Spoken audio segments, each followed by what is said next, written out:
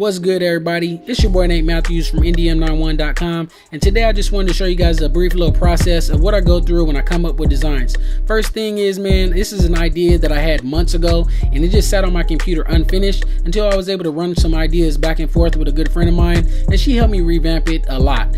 So check this out. Normally what I do with my designs is I grab images from online, I place them how I want them to be placed in actual photo type design, then I go ahead and throw some ink around them, color them, shade them, and things like that. I really do like the way this turned out, first and foremost because of the color pop. And normally with my designs I always just draw pictures of people's faces or cars or shoes, but I wanted to do something a little bit more trendy with the times. As you guys can see in the message there, that's actually lyrics from the song going around from Drake, the Shiggy dance that people are doing right now in this month of July 2018. And I went ahead and just threw this together real quick. If you guys find it helpful, if you guys like this video, go ahead and thumbs up, and I'll catch you guys in the next one. Peace.